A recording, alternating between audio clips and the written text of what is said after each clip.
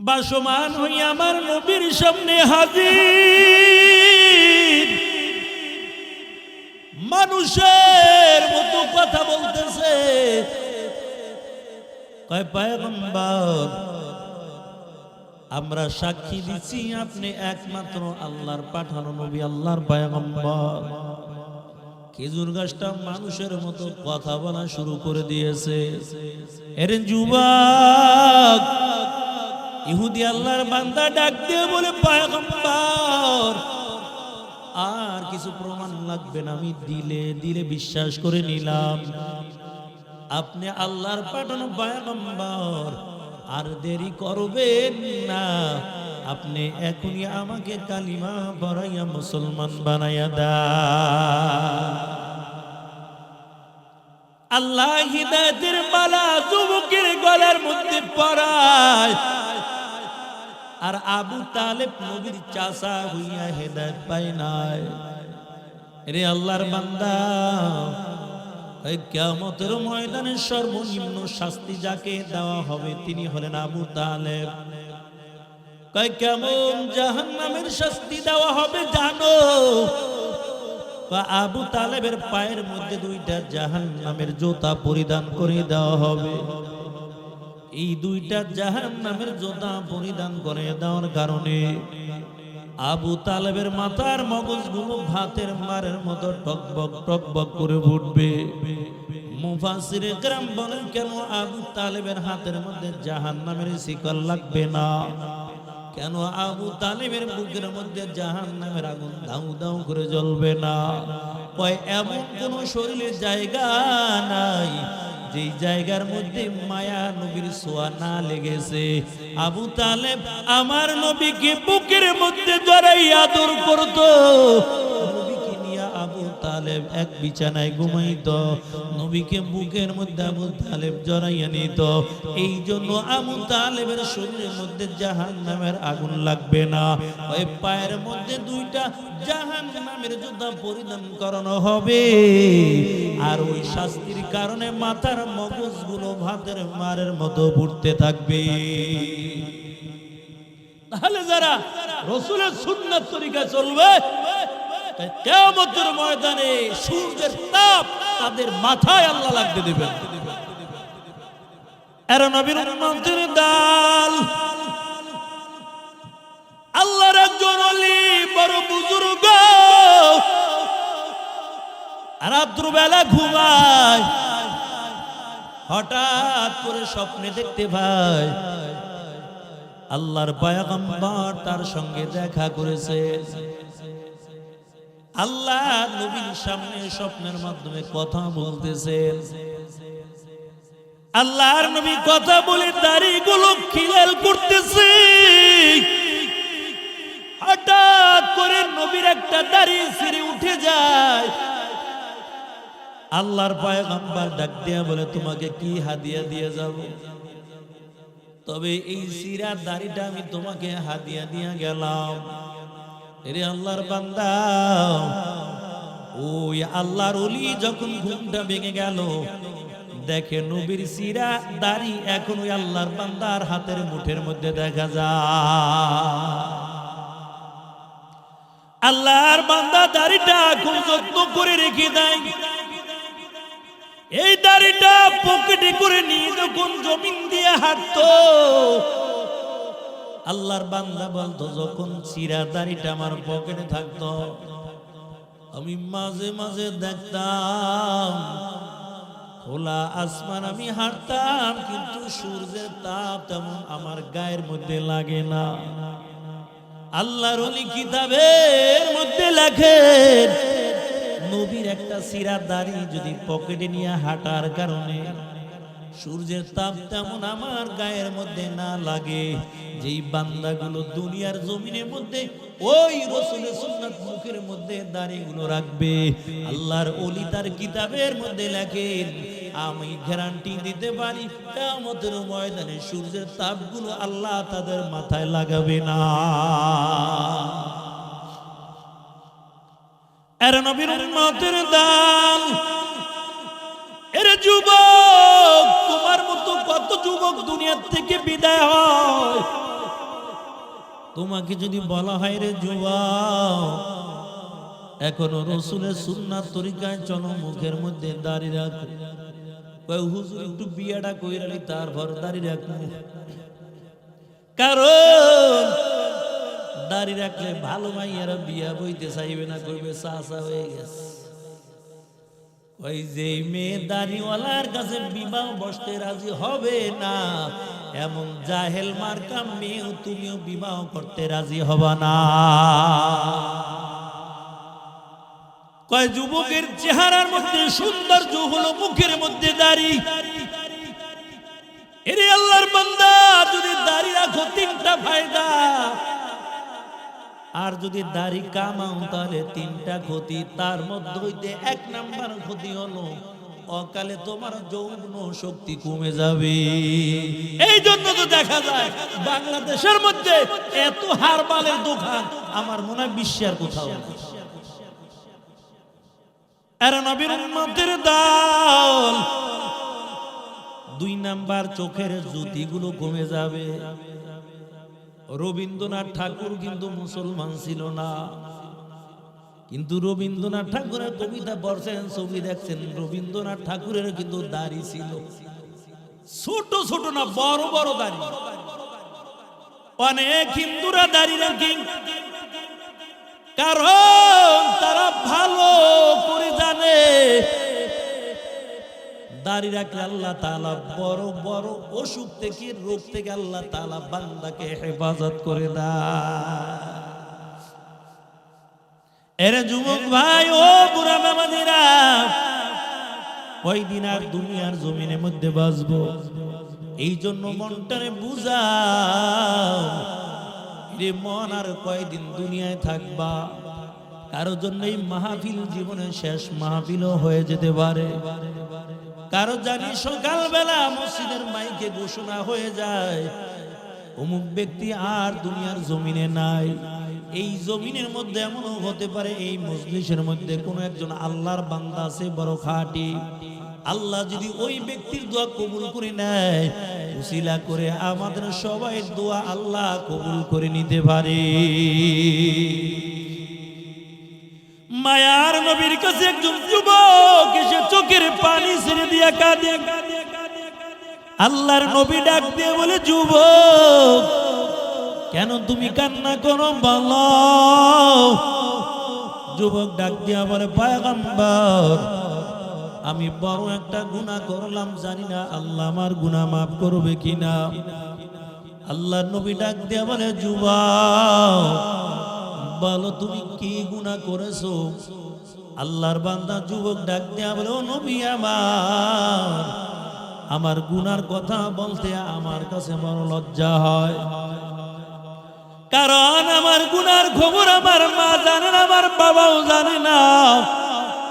ও পয়গম্বর,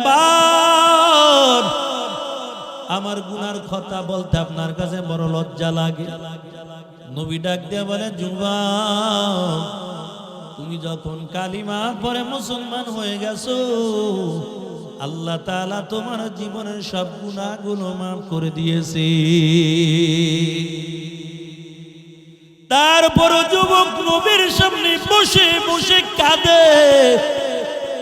আল্লাহর নবী ডাক দেয়া বলেন, যুবক বলো এখন কেন কাঁদো? ওই যুবক ডাক দেয়া বলে, নবী আমার, তবে আমার দিনে সাক্ষী দেয় আল্লাহ বুঝি আমারে মাফ করবে না। নবী বলে, বলো এত বড় কি গুনাহ করে ফেলেছো? ওই যুবক ডাক দেয়া বলে, পয়গম্বর আমার বড় একটা খারাপ অভ্যাস ছিল, মানুষ যখন দুনিয়া থেকে বিদায় হয়ে যাইত, ওই মাইয়েতকে যখন কাফন দাফন করত কবরের মধ্যে রেখে দিত, গভীর রাত আমি কবরের মাটি গুলো সরাইয়া কবরে নামার পর মাইয়েতের গায়ে থেকে কাপড়ের কাপড়গুলো খুলতাম, এই কাপড়টা বাজারে বিক্রয় করে আমার জীবনটা চালাইতাম। ও পয়গম্বর, তবে আমার খারাপ অভ্যাস অনুযায়ী আমি কিছুদিন আগে বড় একটা গুনাহ করে ফেললাম। আমার পাশের এলাকার একটা সুন্দরী মেয়ে দুনিয়া থেকে বিদায় হয়, আমার খারাপ অভ্যাস অনুযায়ী আমি ওই গ্রামের মধ্যে চলে গেলাম। ওই মেয়েটাকে যখন কবরস্থানে কবরের মধ্যে রাখলাম, অন্ধকার রাত আমি কবরের কিনারে হাজির হয়ে গেলাম। কবরের মধ্যে নামার পর ওই মেয়েটার গায়ের থেকে 5খানা কাপড় আমি টেনে টেনে খুললাম। ও পয়গম্বর,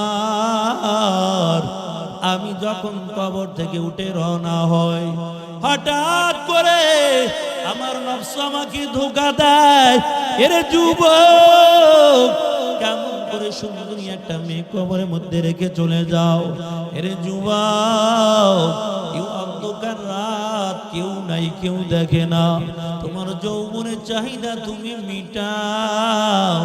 ও নবী আমার, আমি শয়তানের ধোঁকার মধ্যে পড়িয়া ওই কবরের মধ্যে মেয়েটার সঙ্গে আমি জেনা করলাম। আমি জেনা করার পর কবর থেকে যখন উঠে রওনা হই, হঠাৎ করে আমার কানের মধ্যে একটা আওয়াজ, ওই মেয়েটার কণ্ঠের মতন আওয়াজ বেশি উঠলো। কে জানি ডেকে ডেকে বলে, এরে যুবক, কেন আমাকে নাপাক বানাইছো? আমি তো ছিলাম একটা পবিত্র নারী। দুনিয়ার কোনো বেগানা পুরুষ আমাকে দেখতে পায় না। আমি তো আমার মালিকের ভয় আমার দিলের মধ্যে রাখতাম। আমার দিলের মধ্যে তো আল্লাহর বড় ভয়, কারণ আল্লাহ বলেছেন, ওয়া আম্মা মান খাফা মাকামা রাব্বিহি ওয়া নাহান নাফসা আনিল হাওয়া ফাইন্নাল জান্নাতা হিয়াল মাওয়া। এর যুবক, কেমন করে এখন মালিকের দরবারে দাঁড়াইব? কেন তুমি আমাকে নাপাক বানাইয়া দিলা? ও পয়গম্বর, আমার দিলের মধ্যে ভয় জেগে গেল। আমি কাপড়ের কাপড়টা ফালাইয়া দৌড়াইয়া বাড়ি আসলাম। কিন্তু রাতে যখন ঘুমাই, কেমন জানে আওয়াজ আমার কানের মধ্যে এখনো বাসে। ও নবী আমার, তবে আমি তওবা করে নিলাম, আর আমি গুনাহ করব না। তবে আমার গুনার খবরটা আমার মা জানতো না, আমার গুনার খবরটা আমার বিবি জানতো না, আমার গুনার খবরগুলো আমার বাবাও জানে না। এরে যুবক, আমরা কত গুনাহ করলাম, আমাদের গুনার খবর যদি সমাজের মানুষ জানতো, সমাজ থেকে আমাকে বয়কট করে দিত। আল্লাহ তাআলা বান্দার গুনাহগুলো গোপন রেখেছে। আবার কিয়ামতের ময়দানে আল্লাহ তাআলা বান্দার গুনাহগুলো গোপনে গোপনে মাফ করিয়া যাকে আল্লাহ পছন্দ করবে, আল্লাহ তাকে 10 দুনিয়ার সমান একটা জান্নাতের মালিক বানাইয়া দিবে। তবে যুবকের গুনার খবর শোনার পর আল্লাহর পয়গম্বর চেহারাটা যুবক থেকে ঘুরাইয়া ফেলাইল। যুবক চিন্তা করলো, না জানি আমার নবী এখন রাগ হয়ে গেছে, আমাকে বদদুয়া দিয়া দেয়। এই চিন্তা করিয়া ওই যুবক আমার নবীর সামনে থেকে উঠে চলে যায়। কিন্তু কোথায় যাবে, যাওয়ার আর কোনো জায়গা নাই। একটা গভীর জঙ্গলায় যাইয়া সিজদায় পড়ে চোখের পানি ছেড়ে দিয়া কাঁদে আর বলে, মালিক, আমার গুনার খবর তোমার বন্ধু শোনার পর আমার থেকে চেহারাটা ঘুরাইয়া নিল। আল্লাহ, তুমি যদি তোমার কুদরতি নজরটা ঘুরো, বলো আমি কার দরবারে যাব? এমন করে করে যুবকের কান্নার আওয়াজ আর গাটি দিলে যুবকটা তওবা করে নাই। আল্লাহ তাআলা যুবকের চোখের পানি কবুল কইরা ফলাইছে। আল্লাহ জিবরাইলকে পাঠাইয়া বলে, জিবরাইল যাও, আমার বন্ধুকে বলো, হায়াতের মালিক কে, মৌতের মালিক কে, রিজিকের মালিক কে, গুনাহ ক্ষমা করার মালিক কে? জিবরাইল আমিন আয়েশা বলে, ও পয়গম্বর, আল্লাহ জানতে চেয়েছে গুনাহ ক্ষমা করার মালিক কে। আমার নবী ডাক দিয়া বলে, জিবরাইল, তবে গুনাহ ক্ষমা করার মালিক হলো আমার আল্লাহ। জিবরাইল ডাক দিয়া বলে, ও নবী, তবে যেই যুবক যুবকের গুনার খবর শুই না আপনি চেহারাটা যুবক থেকে ঘুরাইলেন, ওই যুবককে আল্লাহ তাআলা তার জীবনের সব গুনাহগুলো মাফ করিয়া ওই যুবকের নামটা আল্লাহ জান্নাতি খাতার মধ্যে উঠাইয়া দিয়েছে। আর নবীর আশিকের দল, এই জন্য আল্লাহর বান্দা গুনাহ হয়ে গেছে। আমার গুনাহ তো আমি জানি, আপনার গুনাহ আপনি জানেন।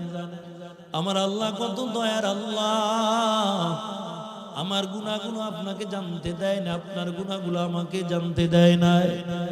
আল্লাহ গুনাহগুলো গোপন রেখেছেন, তবে গোপনে গোপনে আবার আল্লাহ মাফ করে দিবেন।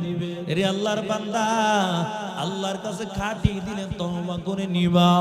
আল্লাহ তাআলা কিয়ামতের ময়দানে দুজন ব্যক্তিকে আগে ডাক দিবে।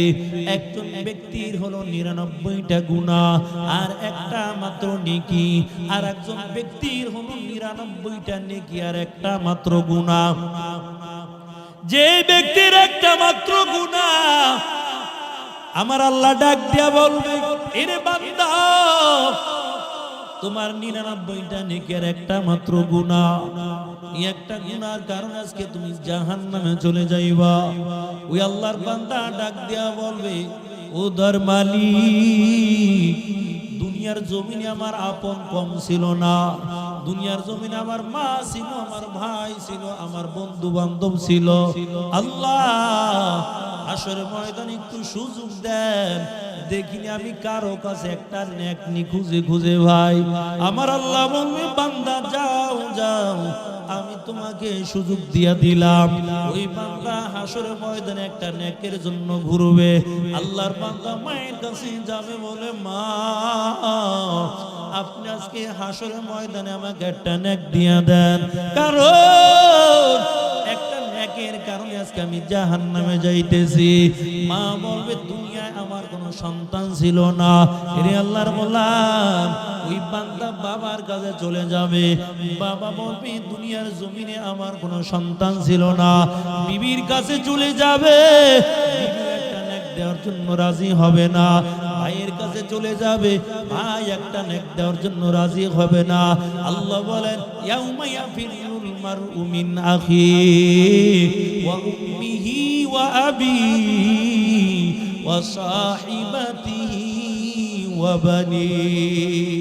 এর নবীর উম্মতের দল, আল্লাহ বলেন কিয়ামতের ময়দানটা বড় কঠিন হয়ে যাবে। ভাই ভাই থেকে পালন করবে, সন্তান মায়ের থেকে পালন করবে, বাবাও সন্তানের পরিচয় দিবে না। এরে মুমিন, এমন একটা কঠিন হাসরের ময়দান, ওই যুবক আল্লাহর বান্দা হাসরের ময়দানে ঘোরানোর পর কারো কাছে আল্লাহর বান্দা একটা নেক পাবে না। ঘুরে ঘুরে আবার মনটা বেজার করে মালিকের কাছে হাজির হয়ে যাবে। আর যেই ব্যক্তির 99টা গুনাহ আর একটা মাত্র নেকি, ওই বান্দা ডাক দিয়া বলবে, আল্লাহ আমার 99টা গুনাহ আর একটা মাত্র নেকি, আমি নেক দিয়া তোমার জান্নাতে যেতে পারবো না। এরে আল্লাহর বান্দা, এই আমার নেকটা আমি তোমাকে দিয়া দিলাম। এরে মুমিন, আল্লাহ বলবে, বান্দা তোর দিলের মধ্যে কি জাহান্নামের ভয় নাই? কেন তুমি নেক দিয়েছো? তোমার দিলের মধ্যে কি জাহান্নামের ভয় নাই? কত কঠিন জাহান্নামের আযাব, কেন তুমি তোমার নেকটা দিয়া দিলা? ওই বান্দা আওয়াজ দিয়ে বলল, মালিক আমি নেক দিয়ে আজকে জান্নাতে যেতে পারবো না।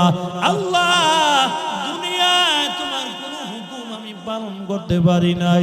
আল্লাহ আমি বড় গুনাহগার, গুনার কারণে আমার হাত দুইটা নাপাক, গুনার কারণে আমার চক্ষু নাপাক, গুনার কারণে আমার জবানটা বড় নাপাক। আল্লাহ আমার সামনে তুমি আমলনামা খুলে দিলা, আমার সব গুনাহগুলো সামনে দেখতে পাই। ওদের মালিক, তবে আমি নেক দিয়া তোমার জান্নাতে যেতে পারবো না।